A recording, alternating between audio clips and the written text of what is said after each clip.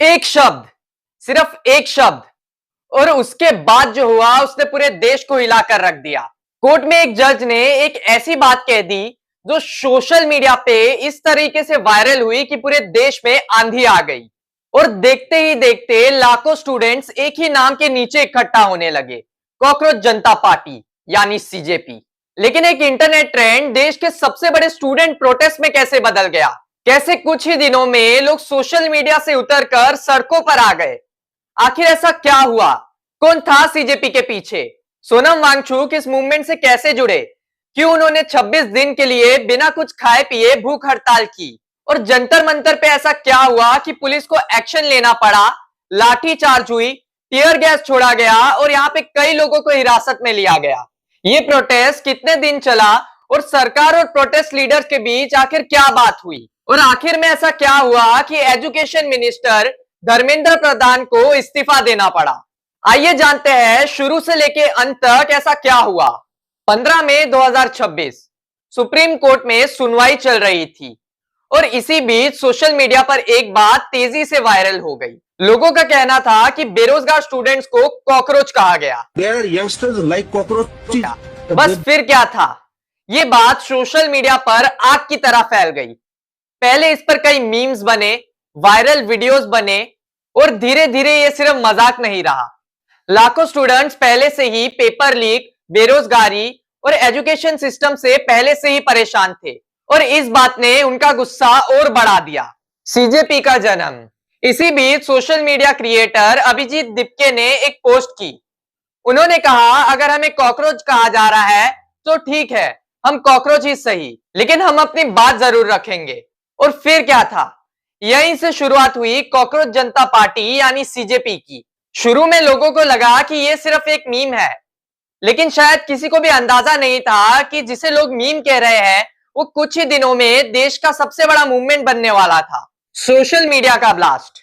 Instagram, Facebook, YouTube, Twitter, हर तरफ लोगों को सिर्फ एक ही नाम दिख रहा था, कॉकरोच जनता पार्टी सीजेपी।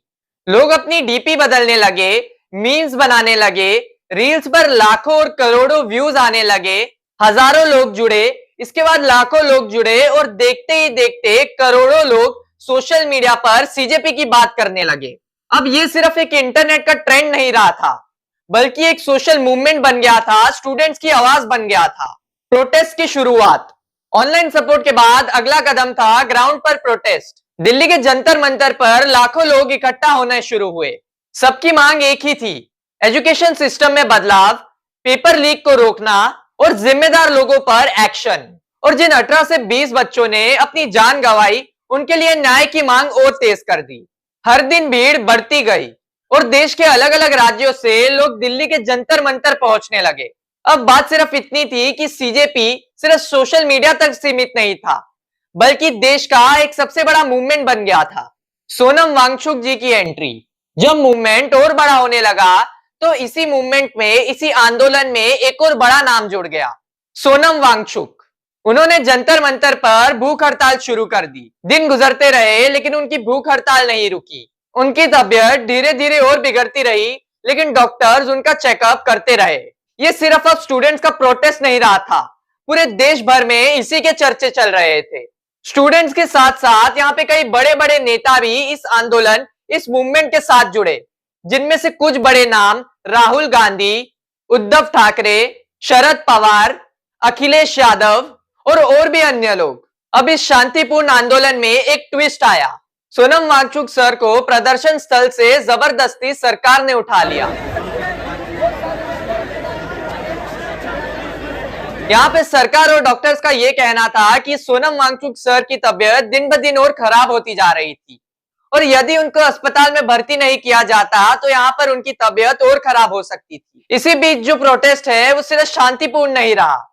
यहाँ पे पुलिस ने आगे जाकर स्टूडेंट्स में लाठी चार्ज किया और टीयर गैस का भी इस्तेमाल किया।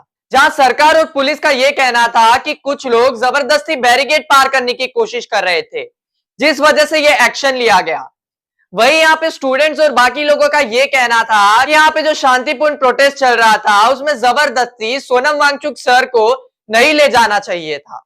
इस वजह से जो स्टूडेंट्स का गुस्सा था वो और भी ज्यादा हो गया था। पुलिस ने लाठीचार्ज के साथ साथ और टीयर गैस के साथ साथ यहाँ पे कई लोगों को हिरासत में भी लिया, लेकिन हर एक्शन के बाद यहाँ लोगों की भीड़ और बढ़ती गई।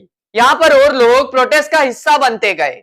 पोस्ट और वीडियो सोशल मीडिया पर तेजी से वायरल होने लगे और यहाँ पे यह मामला और भी बड़ा बन गया था। प्रोटेस्ट कितने दिन चला? एक दिन, 2 दिन, फिर हफ्ते बीत गए। प्रोटेस्ट लगातार चलता रहा। देश के कई शहरों में रैलीज भी निकली। सोशल मीडिया कैंपेन और ग्राउंड प्रोटेस्ट दोनों साथ साथ चलते रहे। हर दिन मीडिया में इसकी खबरें बढ़ती रही और यहाँ पे गवर्नमेंट पे भी प्रेशर बढ़ता रहा। आखिरी मोड़, आखिरकार सरकार और प्रोटेस्ट लीडर्स के बीच बातचीत शुरू हुई। कई मांगों पर चर्चा हुई। एग्जाम सिस्टम्स में बदलाव का भरोसा दिया गया और इसके बाद सोनम वांगचुक सर ने भी अपनी भूख हड़ताल खत्म कर दी। लेकिन यहाँ पर आंदोलन का प्रेशर बना रहा और सबसे बड़ी खबर सामने आई। एजुकेशन मिनिस्टर धर्मेंद्र प्रधान ने अपना इस्तीफा दे दिया। यहाँ पे कई दिनों के आंदोलन के बाद स्टूडेंट्स की मेहनत रंग लाई। यहाँ पर जिसके न्याय की वो मांग कर रहे थे, उसी के बदले उन्हें यहाँ पर इंसाफ मिला। यहाँ पे सरकार को एक चीज तो साफ पता चल गई थी कि उन्होंने गलत जनरेशन से पंगा ले लिया था। और यहाँ पे ये भी साफ साफ पता चल गया कि सोशल मीडिया कोई आम प्लेटफॉर्म नहीं है। यहाँ पर सोशल मीडिया पर इतनी ताकत है जिसने पूरी सरकार को हिलाकर रख दिया।